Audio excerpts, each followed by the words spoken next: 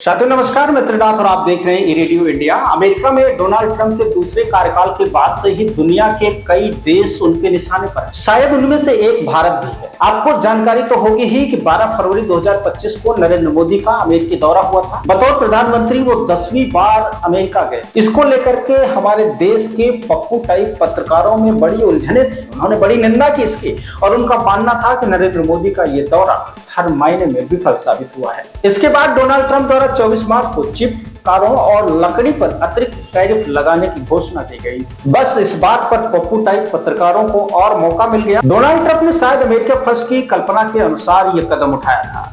प्रत्येक देश का राष्ट्र अध्यक्ष अपने देश के लिए कोई भी फैसला लेने को स्वतंत्र है, लेकिन इस देश में पप्पू टाइप पत्रकारों का हाल कुछ ऐसा है कि जैसे उन्हें एक और मौका मिल गया उछलने के लिए। वो इस तरह से उछलते हैं जैसे कि रॉबर्ट वाड्रा किसी अवैध कॉम्प्लेक्स में उन्हें हिस्सा देने को तैयार हो गए। अब अमेरिकी सरकार और डोनाल्ड ट्रंप खुद एक बड़ी चिंता के अमरजाल में फंस गए। जी हाँ, हाल ही में न्यूयॉर्क टाइम्स ने एक रिपोर्ट छापी है जिसके आंकड़ों के मुताबिक वैश्विक जवाबी कार्रवाई से अमेरिका में 77 लाख से अधिक नौकरियां प्रभावित हुई हैं।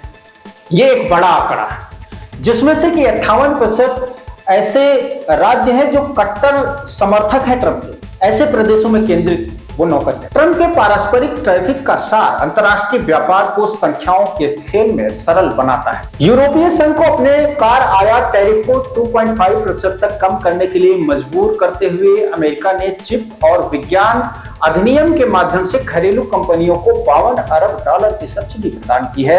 यह दोहरे मापदंड वाला तर्क वैश्विक औद्योगिक श्रृंखला में विद्रोह को बढ़ावा दे रहा है। यूरोपीय संघ और चीन यूरोपीय संघ निवेश समझौते को पारित करके अमेरिका को दरकिनार कर दिया गया है। आसियान ने क्षेत्रीय व्यापक आर्थिक साझेदारी को गहरा किया है और चीन व RCEP के सदस्य देशों के बीच व्यापार की कुल मात्रा में 25% की वृद्धि हुई है।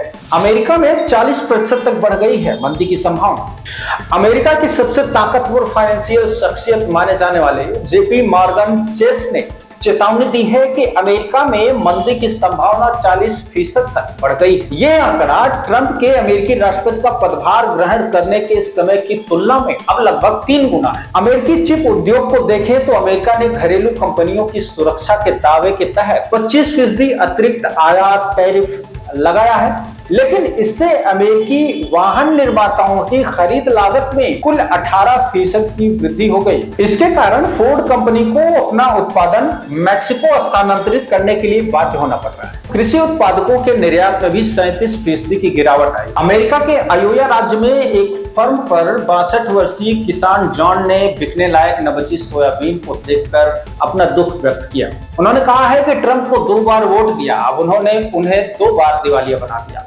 चीन द्वारा अमेरिकी सोयाबीन पर 25% की प्रतिशोधात्मक टैरिफ लगाए जाने के बाद अमेरिका के संबंधित कृषि उत्पादों के निर्यात में 37% की गिरावट हुई है। ये एक ऐसी गिरावट है जो वहां के किसानों को बड़ी मात्रा में प्रभावित कर रही है। इसके अलावा कनाडा में उर्वरक की कीमतों में वृद्धि से अमेरिका के जो किसान हैं उनमें 15% के मुनाफा खत्म हो गया है, यानी कि 15% और नुकसान में है वो। अब तक पूरे अमेरिका में 6450 से अधिक दिवालिया फर्म बन गई है, लेकिन संघीय सब्सिडी केवल 1/3 अंतर को ही पूरा कर सकती है। तो ये अमेरिका के लिए एक बेहद दुखद खबर है। दिग्गज कंपनियों के जेब में जाती है 70% सब्सिडी। विश्व बैंक के आंकड़ों के अनुसार इनमें से 70% सब्सिडी कृषि क्षेत्र की दिग्गज कंपनियों के जेब में जाती है। अमेरिका द्वारा सभी आयातित स्टील और एल्युमिनियम पर 25% का अतिरिक्त टैरिफ लगाए जाने के बाद अमेरिका के बियर कैन की कीमत आसमान छू रही है। अमेरिका के खिलाफ यूरोपीय संघ की जवाबी टैरिफ सूची में हार्ले डेविडसन मोटरसाइकिल से लेकर केंट की बॉर्बन बिस्किट तक सब कुछ शामिल है। इसमें से प्रत्येक का लक्ष्य विशेष रूप से रिपब्लिकन मतदाता। टैरिफ वार के पहले शिकार कौन लोग बने थे ये भी देख लीजिए। अमेरिका में दक्षिणी तेल के श्रमिकों से लास्ट रस्ट बेल्ट के तकनीशियनों तक ये समूह जो कभी मागा चिल्लाते थे, इस टैरिफ युद्ध के पहले शिकार बने। तीव्र प्रतिक्रिया का सामना करते हुए ट्रंप ने संघर्षों को मोड़ने के लिए अधिक चरम तरीका अपनाने का निर्णय लिया। जब ट्रंप ने घोषणा की कि कनाडा अमेरिका का 51वां राज्य बनेगा, तो जर्मन पत्रिका के डेर स्लीगल से पहले ही अपना कवर बदल दिया, जिसमें ट्रंप को स्टैच्यू ऑफ लिबर्टी का सिर काटते हुए दिखाया गया। आर्थिक मुद्दों को सुरक्षित करने की ट्रंप की रणनीति वेनेजुएला के ऊर्जा स्रोतों में भी स्पष्ट है कि निकोलसा मादुरो सरकार के खिलाफ प्रतिबंधों के नाम पर अमेरिका अपने शेल तेल उद्योग से पारंपरिक ऊर्जा उत्पादन में कमी को पूरा करने के लिए असमर्थ होने की दुविधा को छिपाने का प्रयास कर रहा है। ये टैरिफ एक तरीके का जुआ है, अमेरिकी आधिपत्य के संरचनात्मक संकट को उजागर करता है कि जब अमेरिका तकनीकी नवाचार के माध्यम से अपनी बढ़त बरकरार नहीं रख सका तो उसने संरक्षणवादी शक्ति का सहारा लिया है। कुल मिलाकर ट्रंप का टैरिफ पूरी दुनिया को परेशान करके रखा है, लेकिन सबसे ज्यादा परेशान अमेरिका। टैरिफिस्टिक अमेरिका के लिए अपना आधिपत्य बनाए रखने का अंतिम हथियार बन गया है, लेकिन इससे वैश्वीकरण की गति नहीं रुकेगी और यह केवल अमेरिका को विकास के तीव्र पथ से दूर ढकेल देगा। यह अमेरिका फर्स्ट जुआ अंततः साबित कर देगा कि सबसे बड़ा नुकसान हमेशा उसे ही होगा